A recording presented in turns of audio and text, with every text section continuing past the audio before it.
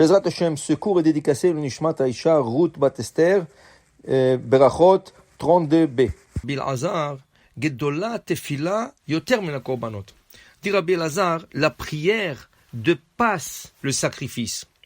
Normalement, on dit que les prières sont venues remplacer le sacrifice. Alors, quand le Beth Amikdash était là, on avait des sacrifices pour certaines choses, par exemple pour une faute, Korban Khatat, pour un voyage, Korban Toda, pour une faute qui est en doute, est-ce que vraiment ça a été fauté ou pas, on amène un hacham. Alors, chaque chose avait son sacrifice.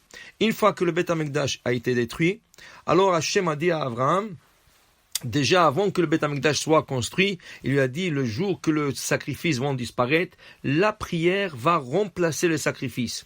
Mais dit Rabbi Elazar, c'est pas rien que n'importe quel remplacement. Gdola tefila min hakorbanot. La prière, elle dépasse même le sacrifice. Comment? Il est dit dans le verset, dans Yeshaya, chapitre 1, verset 11, Lama li rov zivchachem. Hachem dit, quand ils ont fauté dans le premier temple, pourquoi j'accepterai vos sacrifices multiples? Je ne les accepterai pas. Après, Vektiv, et là-bas, dans le verset 15, il est écrit, Ube parisrem kapechem, et quand vous allez lever le main vers le ciel et prier, je ne vous écouterai pas.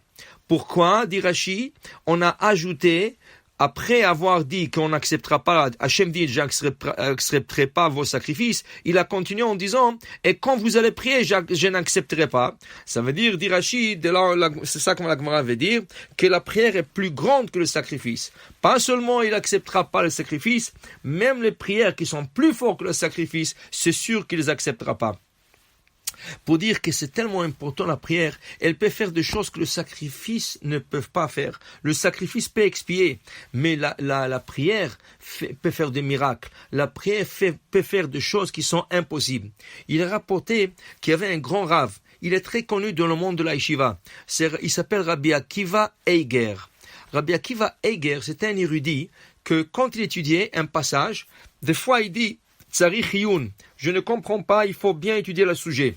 On dit que quand Rabbi Akiva Eiger disait sur un passage Tsarich Iyun, ça veut dire qu'il avait 300 possibilités de répondre la chose, mais il n'était pas sûr laquelle est la bonne. Alors il disait, il laissait ça Tsarich Iyun. C'était un génie, c'était un rave, vraiment qui étudiait sans cesse. Un jour, le rave est parti dans sa ville faire Bikur Cholim, visiter le malade. Et il est passé d'un lit à l'autre dans l'hôpital, et du coup il arrive dans un lit, où le docteur il lui dit que cette personne n'a aucune chance de vivre et ça va prendre quelques jours ou un mois le plus. Le Rav, il a intervenu. Il a dit au docteur, excusez-moi, dites-moi, qu'est-ce qu'il a cette personne? Alors le docteur il lui dit, il a une maladie qui est très rare, mais on n'a pas la possibilité de le guérir. Alors le Rav il disait, écoutez, si Sa Majesté, le roi, il serait tombé dans cette maladie, est-ce que tu l'aurais guéri? L'autre, il dit, je ne sais pas. Il dit, essaye de penser un peu. La personne, le docteur, il lui a dit, vous savez quoi, je me rappelle, en vérité, une fois le roi avait cette maladie et on l'a guéri. Tu me l'as rappelé. Il a dit, et comment vous l'avez guéri? Il a dit, il y a un oiseau qui se trouve dans les forêts, dans les Amazones ou quelque part, et si on attrape ce oiseau et on le cuisine pour le malade et on lui donne à manger la soupe de fait de cet oiseau, la personne guérit. Il dit, et comment on a eu le oiseau? Comment vous avez eu le oiseau? Et il dit, le roi, il a toutes les possibilités.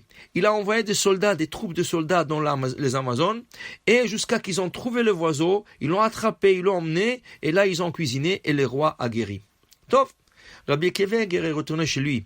Il a dit, c'est pas possible pour moi d'envoyer des troupes dans les Amazones, je ne sais pas comment attraper ce oiseau. Qu'est-ce qu'il a fait? Il s'est mis à prier. Il a prié Hachem jusqu'à qu'il entende sur la fenêtre quelque chose qui frappe sur la fenêtre. Il a regardé par la fenêtre, qu'est-ce qu'il voit? Le oiseau qui doit guérir cette personne, et lui, avec le bec, elle lui tapait sur la fenêtre. Tout de suite, il a ouvert la fenêtre, il a pris le oiseau, il l'a fait rentrer à la maison, et il l'a emmené pour qu'on cuisine cet oiseau, et jusqu'à que la personne a guéri. Un jour, Rabbi Akiva Eiger, il rencontre le docteur. Et le docteur lui dit, qu'est-ce qui s'est passé avec l'autre personne? Le Rabbi Akiva Eiger lui dit, Baruch Hashem, il a guéri. Alors le docteur a dit, comment il a guéri? Il dit, on a eu le oiseau. Il dit, c'est pas possible. Comment vous avez eu le oiseau? Alors le Rabbi Kevek, il disait, je priais et Hachem m'a envoyé le oiseau. Le docteur, il a mis ses mains sur sa tête. Il a dit, ça c'est la force de la prière. C'est incroyable. Il était impossible d'emmener ce oiseau. Mais voilà, une prière peut tout faire. Alors c'est ça qui nous enseigne Rabbi Eliezer. Gdola tefila mina korbanot. Le sacrifice, c'est très fort. Le sacrifice expie. Mais sachez quelque chose. Quand on veut quelque chose d'Hachem, il faut prier. Et quand tu pries avec ferveur, alors dans ce cas, tu reçois qu'est-ce que tu as besoin. Pour dire, ne courez pas dans la Hamida. Il y a des gens, à peine qu'ils ouvrent le livre pour faire la Hamida, en 2 minutes, ils terminent. Et c'est, regardez, ces personnes qui terminent la Hamida très vite, c'est normalement des personnes qui ne savent pas bien lire. Alors comment ils lisent la Hamida? Avec les yeux? Comment ils sont capables de lire tellement vite la Hamida? Je ne parle pas de mettre beaucoup de faire. Je parle de lire la Hamida normale. Lire une Hamida normale, ça ne peut pas prendre moins qu'un 5 à 6 minutes. Même si on lit vite. Même si vous lisez vite. Mais vous lisez chaque mot et vous lisez vite. Chronométrez vous-même et vous allez voir, ça prend 5 à 6 minutes.